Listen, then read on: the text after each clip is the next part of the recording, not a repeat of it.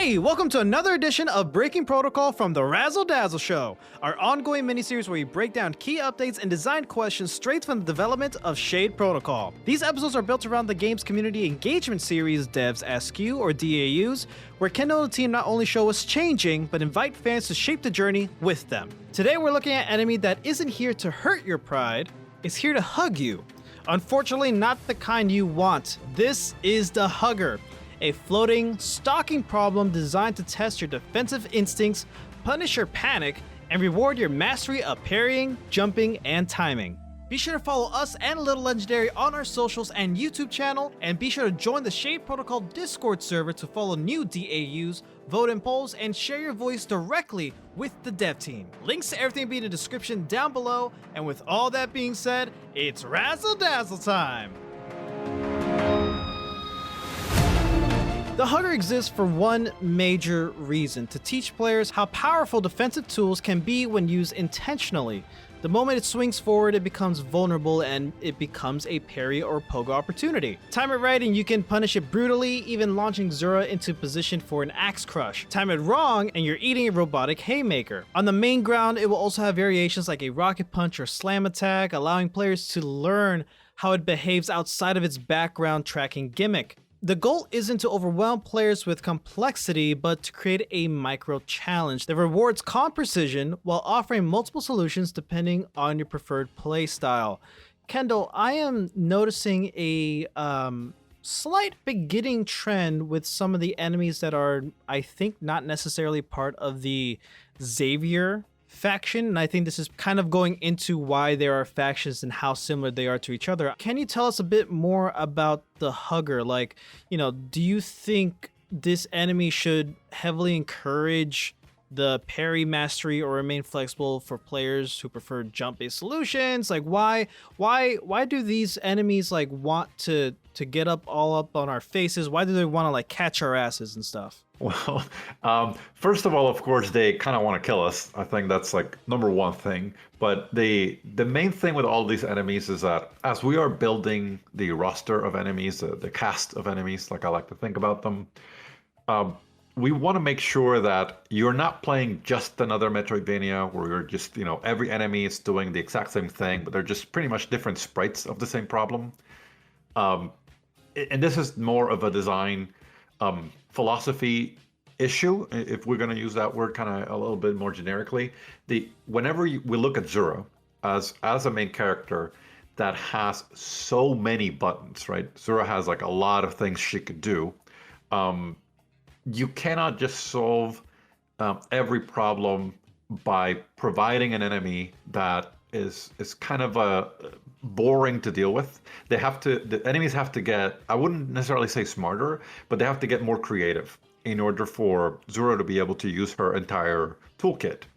And that's kind of like our goal. In order to, our philosophy is, in order to make the player feel powerful, we have to make enemies that allow you to do things that abuse Zura's kit.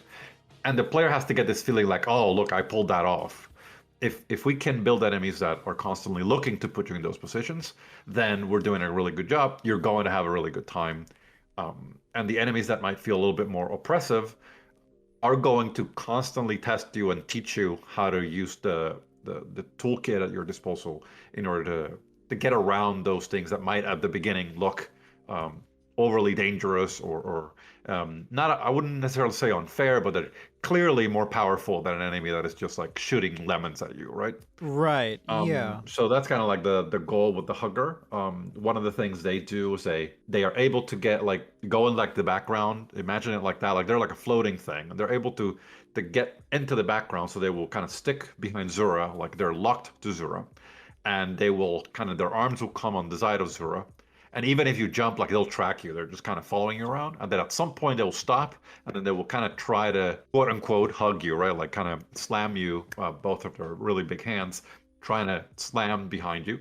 But you can't hit them during this time because they're in the background. The whole concept here is that, whenever they're kind of putting their arms together, then you can jump because they're locked in place for a moment. You can jump and kind of pogo on their arms, or you can crash into them. There's a bunch of things you could do. It's not really difficult to deal with, but they're training you for future bosses. They're also showing you that there's certain moments that if you allow them to kind of do whatever they want, they will become that, I wouldn't say invulnerable, but like for a moment, they're kind of out of your reach. It also incentivizes you to not let them do whatever they want. And generally speaking, this is more of a training enemy than anything, but it is the beginning of a very a more evolved type of enemy that will definitely be a lot more dangerous than the average savior enemy that you meet at the beginning of the game. Right. So clearly there's some inspirations from like enemies from Zelda, like the floor or wall master when it comes to this specific enemy type in Shade Protocol. So there's a, I'll tell you like something as basic as, the something as simple as, and something that will come out of nowhere and kind of grab you, like those kind of enemies from games that will try to scare you, like just as basic as that is the very beginning of the inspiration. But that's not like the hope is not that this enemy would be some sort of a fear thing that will come out of nowhere, like something that will just kind of scare you. That's not Right. really the point. That's why But you're able to it is see it. tense.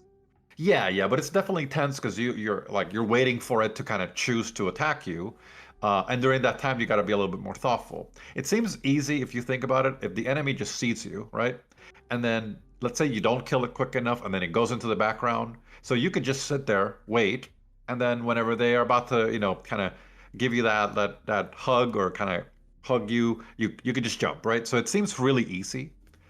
But the thing is that first, a lot of players get, stressed out about situations Yeah, like I was that about and to want ask. that Yeah. stress. But there's the second part that, yeah, you might meet this enemy and it'd be like, okay, kind of logical how to deal with it. But then eventually you'll meet this enemy with other enemies, right? And there's other enemies that do a lot of stuff that you don't want to be standing still for. So that's if you see like the Arc faction where this enemy belongs to, you'll see like there is some sort of, if you were to draw circles like heat map of where they can hit you, you start seeing how they kind of are are related. So some enemy wants you to stay in place, but another one wants you to, like one enemy wants you to kind of stay in place in order for them to grab you, but another one wants to chase you down. Therefore, the one that's chasing you down would prefer if you stayed still. So whenever both enemies are near each other, you really kind of have to think about how you solve that problem. And maybe you have to wait for the hugger to try to do its little thing in order for you to jump so that you can dodge the other enemy, crash into both of them. It won't perfectly sync like that because enemies are not timed cinematically, right? They're going to do Okay. whatever they do. But your brain will eventually figure out, well, the spear pushes enemies back, so maybe I can use my spear to push the one that's trying to charge at me. And then I wait for the other one to kind of try to grab me, and then I jump or I parry it. It's going to make it so that you feel a little bit more engaged with these enemies versus just like I could just walk away and enemies are not very dangerous. They're only dangerous because they have a ton of health and they just hit hard. That's not like the goal for with the Arc faction. I wouldn't say smarter. I think that's the wrong word because that kind of makes it feel like they know what you're doing and they kind of read your inputs. That's not what we're talking about. When we're talking about enemies that are more, their their solutions to your kit are more interesting and convoluted. Therefore, your reaction has to be different. It's um, like jumping or parrying in the air, or maybe using like your katana or your spear to stop them. Like you're going to use different tools in order to deal with the problems we're going to present, but they are very, very intuitive. They're very obvious. Whenever you have three of these enemies in the room, then you are in very, very you should be in a lot of danger because they definitely synergize in such a way that they will piggyback on the goal of the other, and then you would slowly be kind of denied a lot of space, which will cause you to take a lot of damage and eventually die. Right. So synergy. So here's something I want to get at then. There's another, I guess, type of hugger called the Arc Twins, right? They're literally supposed to be working together. I'm assuming this is just a different version of the hugger. Not necessarily like the same type of enemy, is just like a one step above, like a tier 2 version of a hugger, I'm assuming. So with the Arc Twins and also the hugger, so like what are key differentiations, I guess, key differences between like different archetypes or tiers of the same type of enemy that will also make them stand out, not just visually, but like, playing against them, like different move sets or, anything else.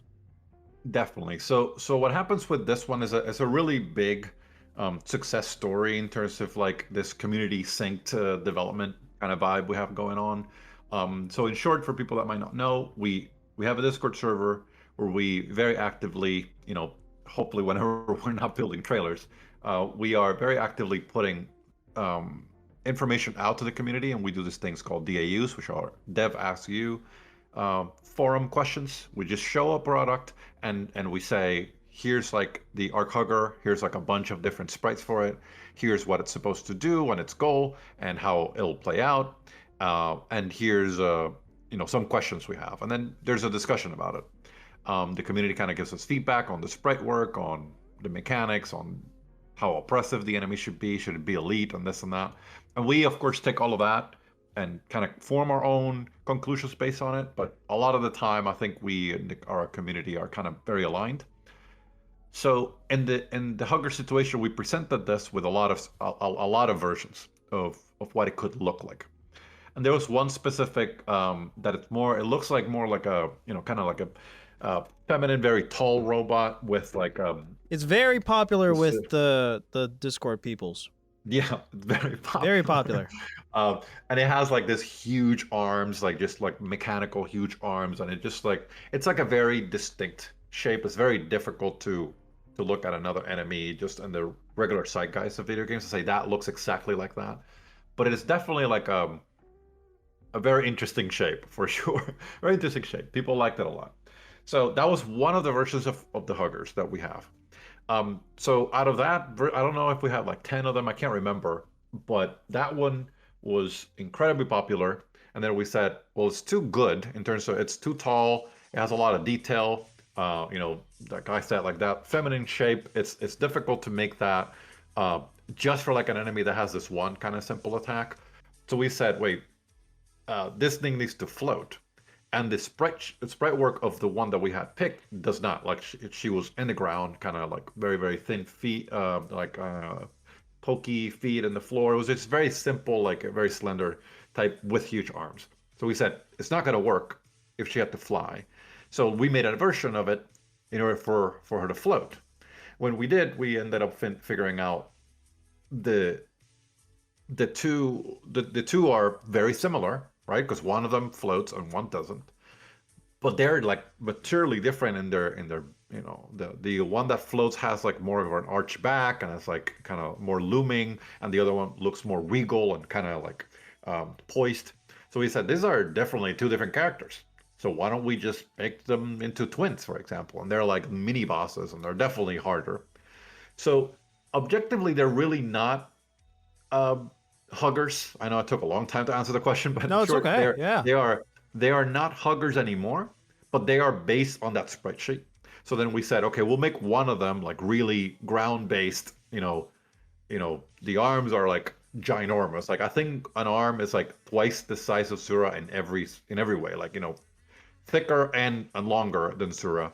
So I mean, it's already like an enemy that looks very like it's not, I wouldn't say scary, but definitely you look at it, it's like, wow, this is gonna destroy me, So whenever you see them, they shouldn't be normal enemies that you're just smacking around. So we have a tier, we'll call it, and we're calling them, this is like an elite enemy. I'm not sure if we're gonna have something in between like elites and bosses, which would be mini bosses, but This would be in that range.